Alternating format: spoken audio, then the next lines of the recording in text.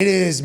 He's going to get paid a lot of money. I guess that is something that is happening currently. Connor, what did we read this morning? There's something is into works. So, yeah, Garofalo was reporting how, the Ravens' number one priority is to extend Lamar Jackson, and now Lamar Jackson is negotiating his contract actually on his own without him and his mom. agent. I believe his mom is his agent, right? Okay. I think because she was with him on draft night, remember? And that was she was when he was coming out. His mom was his agent, right? Yeah, that was a big story. I think that his mom was his agent. So his mom and Lamar are handling business with Baltimore, which is why, okay, this makes a lot more sense now. I had forgot that she was his agent because when Harbaugh came out and it came out that they were negotiating a long-term contract extension, it was being talked about as if it was like a done deal was happening.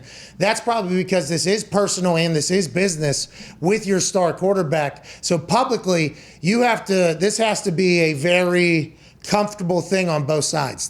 And they're saying this is the first time, obviously, at this magnitude that a deal is being worked by the player and by the personal relationship, mom or whatever. It has to be handled differently.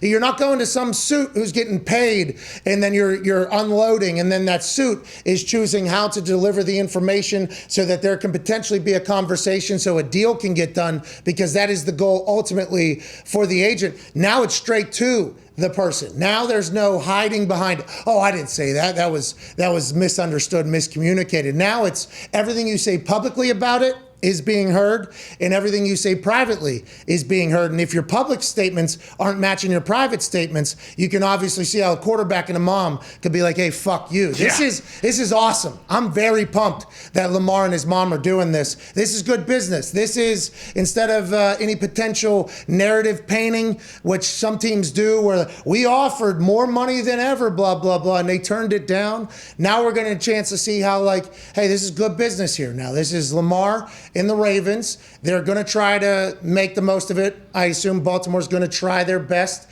in clauses and shit to do stuff. If I was Lamar and his mom, and they've already negotiated millions and millions of dollars of deals, so this is not me trying to give any advice at all. I'm just saying, in my particular world, whenever I have to do this sort of thing, I tell them I don't want all that bullshit, okay? I would like this to be a basic deal, okay? This is you and me, all right? This is the basic deal. I need to see it. I don't need 4,000 pages of stuff. I'm not going to read it. You know who reads it? Lawyers do, so that other lawyers can stay in business. I'm not doing that, okay, in this particular deal, so it can't happen. We need this to be pretty simple. There has to be that sort of conversation potentially happening as well, for as simple as an NFL contract can go, the shit that lawyers can put on things that can just absolutely change it. I think that's the only question mark. And Lamar and his mom have already proven that they can dominate those conversations. This is just for other players that are potentially thinking about doing it themselves.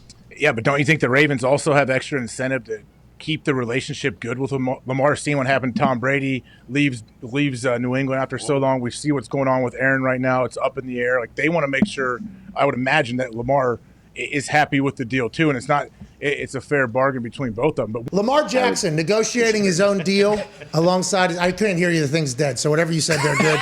It was good. I wish I could have laughed. But Lamar Jackson, and it's a professional show, Ian, fucking get it together, dude, all right? Lamar and his mom negotiating this deal with Baltimore.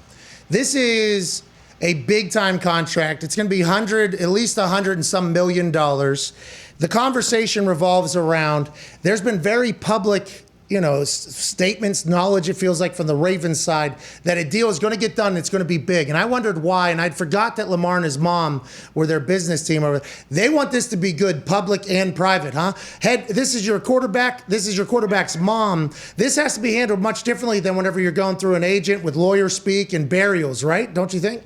Yeah, I mean, I feel like that's a good read on it, because it's not, if you're heading into a contract negotiation with your starting quarterback, powered agent, like Josh Allen's doing it with some of the guys from CAA, for instance, for Dak, it was with Todd France. I mean, agents a lot of times sort of act as the buffer for teams to players. So if you're really pissed off about some counteroffer, you scream at the agent, talk about why you're going to put him out of business or whatever you want to say, and then the player generally has no idea, and the relationship is good.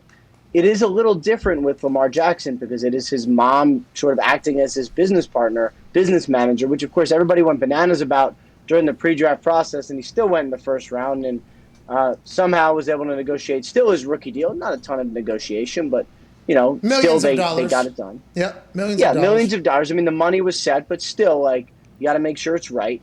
Lamar's seeing the same sort of eyebrows raised from the agent community and from players as well because his mother is doing it. It is a lot of pressure. It is unbelievably difficult.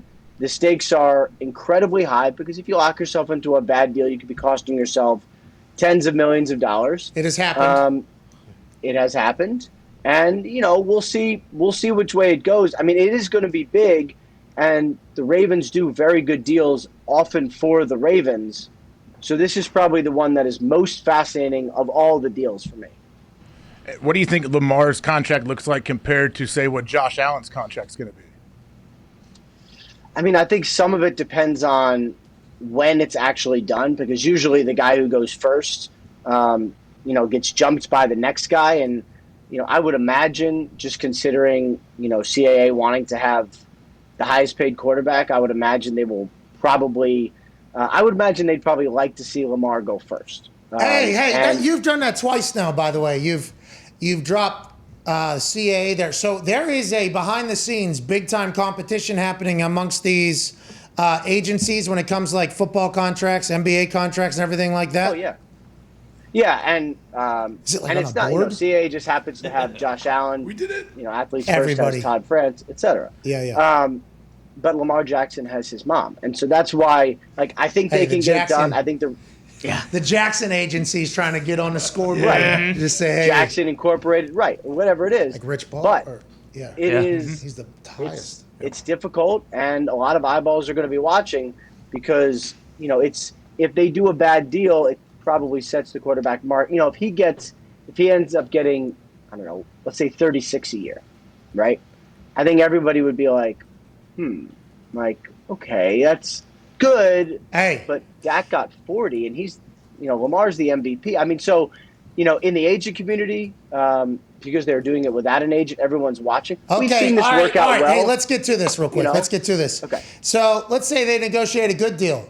Are you going to cover it the same way? Or are these agents going to get pissed off at you for covering it, that Lamar's mom was able to negotiate a perfect deal? Or is it probably going to be a little slanted towards maybe the deal could have been better? Is that? No, that's not a bad question, because obviously, like me and the people like me talk to agents a lot. But the numbers are going to be what the numbers are going to be. Like I've done, I would say, like, fairly extensive reporting on a couple of the other big-time contracts that were done by people without agents. Laramie Tunsil got a massive deal, no agent. DeAndre Hopkins, massive deal, no agent. Covered him the same way. Sometimes people from the agent world are very upset about that, but the numbers are what they are. And they all get their time anyway, so I will probably cover it the same. Zito just looked up Felicia Jones is her name. If I'm one of these agencies, I'm trying to buy her agency. Isn't that what all the agencies do anyways? They just buy up smaller agencies and become these bigger agencies. I'd be buying up Felicia Jones' agency at least before this deal is done and being like, hey, listen, remember, we also got some potential blackmail in this that you might not have, okay? We can maybe do this type of thing as well. That's because I didn't even think about this. Like Josh Allen, he hasn't really talked. He's just said it's going to get done. People will get it done. It'll get done. I'm focused on this.